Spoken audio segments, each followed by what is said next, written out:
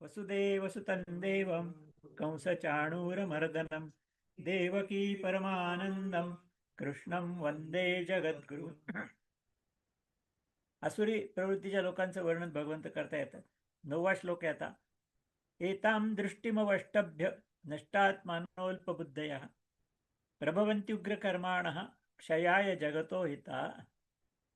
या असुरी प्रवृत्तीच्या लोक जगाचं अकल्याण करण्याकरताच जन्माला आलेत असं भगवंत म्हणतात. ते म्हणतात की ते मिथ्या ज्ञानाचा अवलंब करतात. खरं ज्ञान काय भगवंताने मागे सांगितलंय, आत्मा परमात्मा, परमात्मा सर्वत्र भरलेला आहे, हे सगळं खरं ज्ञान आहे. बाकी सृष्टी संबंधी जे आहे ते सगळं मिथ्या ज्ञान आहे. हे लोक मिथ्या ज्ञानाचा अवलंब करतात, मग तेच खरंय मानतात आणि त्यामुळे नाशाला प्रवृत्त होतात.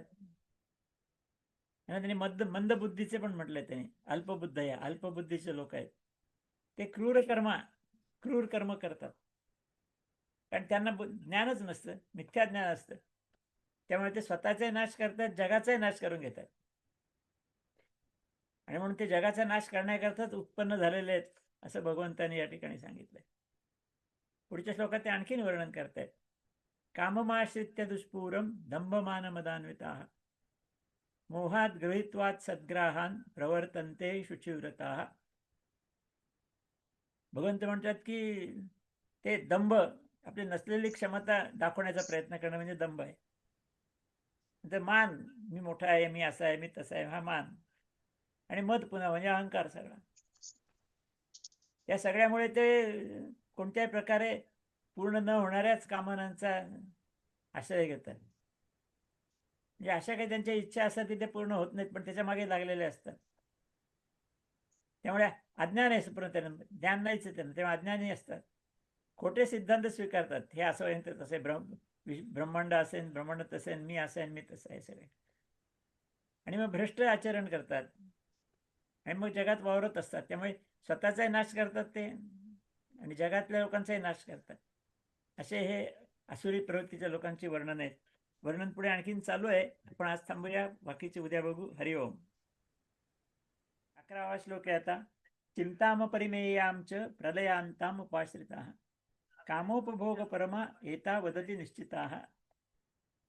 भगवंत म्हणतायत की हे सगळे जे आहेत ते असंख्य चिंतेचे ओझे घेऊन जगतायत. चिंता असते, कारण हे पाहिजे ते पाहिजे, मिळेल का नाही ही चिंता असते.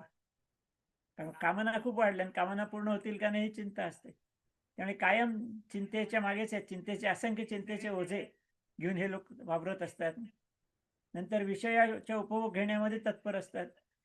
पंचज्ञानेंद्रियांचे विषय सगळे, ते सगळे उपभोगण्यामध्ये तत्पर, त्याच्या मागेच असतात ते सगळे. आणि तोच आनंद आहे असं मानतात ते. त्याच्या पलीकडे त्यांची मती जाऊच शकत नाही. फक्त विषयोपवाच्या उपभोगामध्येच आनंद मानणारे ही सगळी मंडळी आहेत. आणि आता विज्ञानाने पण मान्य केलंय की चिंता माणसाला खूप आहे म्हणून. अँझायटी जास्त खूप आहे सगळ्यात. पुढच्या श्लोकात आणखीन वर्णन केलेलं आहे. आशा पाश सतैर्बद्धाः काम क्रोध परायणाः इहन्ते काम भोगार्थम अन्यायेनार्थ संचयान. आता मगाशी चिंतेचं वर्णन झालं, आता आशा म्हणतात. शेकडो आशांच्या पाशाने बद्ध झालेले आहेत. आशा म्हणजे काय, मला मिळणार आहे, मला पाहिजे ही आशा सगळी, मला हे हवं, मला ते सगळी आशा, आपल्या सुखाच्या उपभोगाची आशा सगळी, आणि त्यांनी बांधले गेलेले म्हणतायत. आता माशे समजला एक श्लोक आहे बघा, खूप चांगला आहे, इथलं योगितेतला नाही आहे, बाहेरचा आहे. आशाणाम मनुष्याणाम काचित आश्चर्य शृंखला ययोबद्धा प्रधावंती मुक्तस्तिष्ठांती पंगवत. या श्लोकाचा अर्थ असे की आशा ही एक साखळी आहे की ज्या साखळीने बांधले, भगवंत इथे म्हणतात आशेने बांधले गेलेले. आशेच्या साखळीने ज्याला बांधलं जातं तो धावत असतो आयुष्यभर. आणि या साखळीतून जे मुक्त झालेले आहेत ते एका ठिकाणी बसून असतात. म्हणजे अशी आश्चर्यकारक साखळी आशेची, असं सुभाषितकार म्हणतात.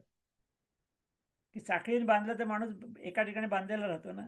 म्हणतात आशेने बांधला असेल तर तो आशेच्या मागे धावत सुटतो, आयुष्यभर धावत असतो. हे साखळीतनं मुक्त झालेला काही धावत नाही, एका ठिकाणी बसलेलं असतं. तेच भगवंत म्हणतायत की आशाच्या पाशाने बांधले गेले ही जी माणसं आहेत ती सगळे धावत असतात आयुष्यभर. कशा करता? काम आणि क्रोधात बुडून जातात.